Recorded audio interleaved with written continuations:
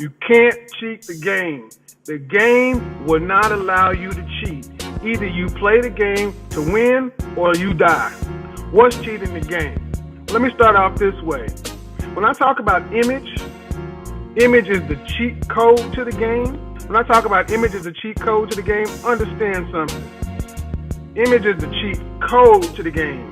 It's not cheating the game. See, when you use your image, you just hacking the game, but you're still in the damn game. You can't get around the game. You can't get over the game. You only can go through the game. And the game will exact the cost. I'm still going to try to keep this pretty PG. The game is going to cost you something. The game is going to cost you something. You can't cheat it. You can't think you got some magical way of getting around it, because if you cheat in the game, you cheating yourself. See, that's what a lot of you cats don't understand.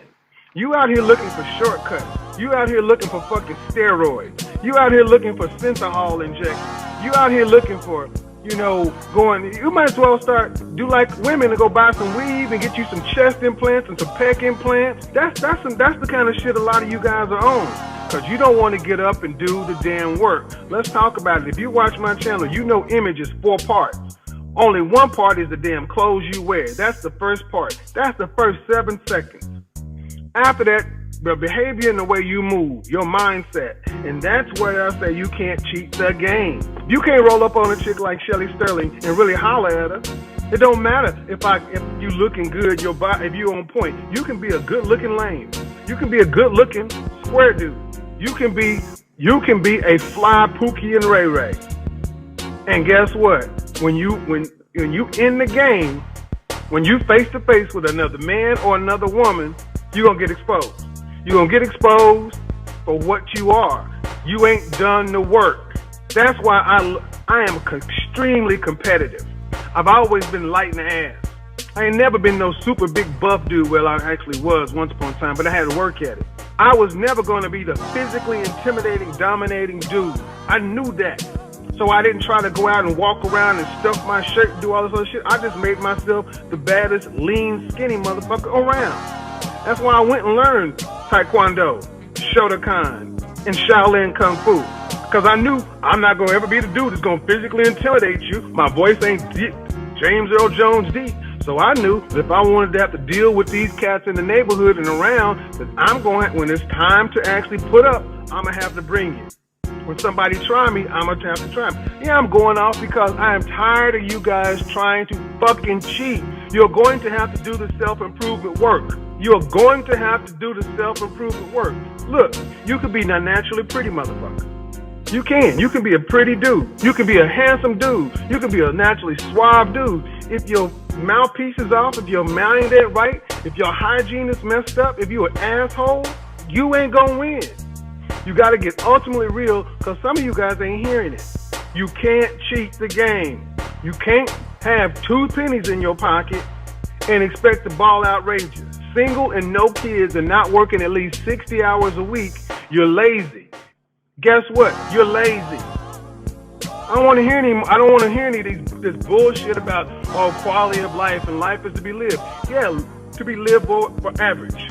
You can live that average C life, that D life, but stop thinking you should have 8, 9s, and 10s and be eating steak and lobster and riding good, flying good, living good. You don't want to put the work in, then don't expect the outcome. See, this is going to be a little too real for a lot of people, because it's like you want to hear feel-good stuff all the time. But I would be remiss, I would not be a quality teacher if I just let you feel good all the time. See, when you go learn Kung Fu, when you go learn martial arts in this country, here's what they do. You come into the school, you see the discipline, you see all that other stuff. And you come in, you sign your contract, you're like, this is a good place, and this is a good place for me and my kids to learn all that kind of stuff. You go into the first level of class, you come into these classes with no belt, and you go in there and you learn stretching and this and fundamental this and that. And you go for 1, 2, 3 months. You go take your first belt test. 4, 5, 6 months, take your second belt test. By the end of the year, you up to a green belt. You like, oh man, cool. You really know something. Nah, sucker. You know just enough to get yourself killed.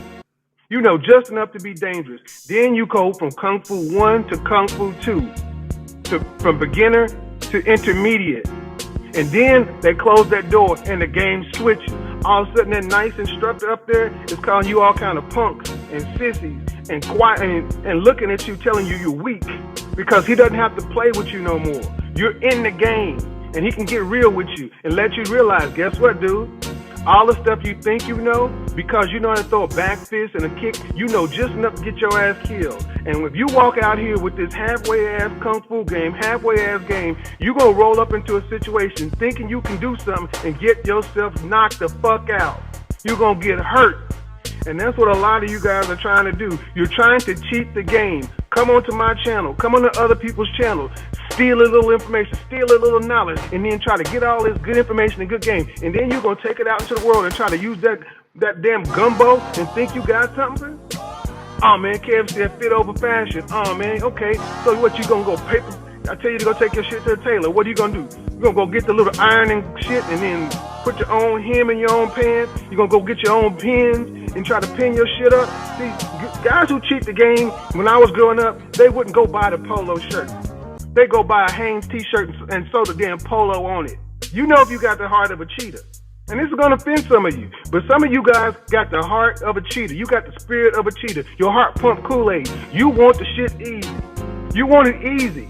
I don't give a damn what your IQ says. I don't give a damn where you at. You want the game easy. You don't respect the game, and the game is going to fuck you up. Because when you get out here and dealing with real ones, when you're dealing with real ones, and the real ones come in all shapes and fashions. See, you used to dealing with real ones that look like you, but real ones that don't look like you are the ones that are going to jack you up because you ain't ready. You ain't ready because you step into that ring and know what you know. You step into that ring and say, I'm a black belt, I'm a MMA. Kimbo Slice took his ass to the MMA. He was a badass street fighter, right? He was knocking niggas out in Miami. He was doing all this other shit. Took his ass to the MMA and got wiped because he did not respect the game.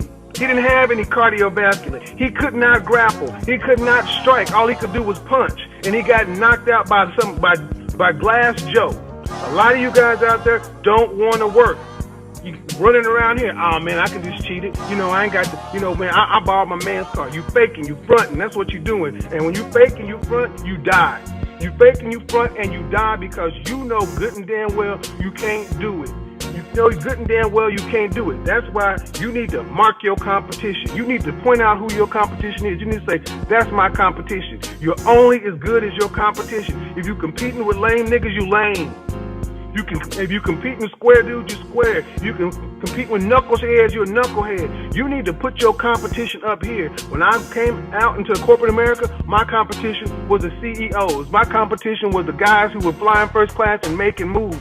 My competition was not the guy next to me. My manager. My competition were the guys who moved in an area I never moved in. And you know what? I had to go learn it.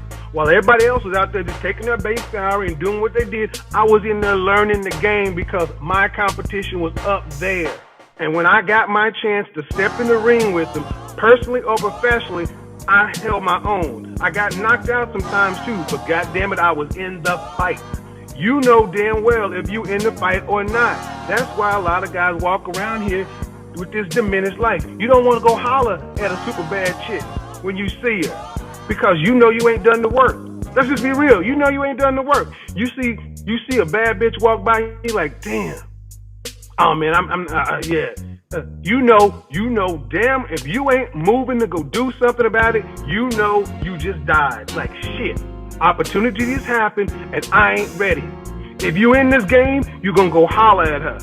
Opportunity comes along in business. Oh man, you know that's the white man ain't gonna let me have it. You ain't done the work. That's why I say you can't cheat this game. The game is gonna cost you. You can either pay the cost up front or you can pay the cost every day in your diminished result. You can pay the cost up front or you can pay the cost long term.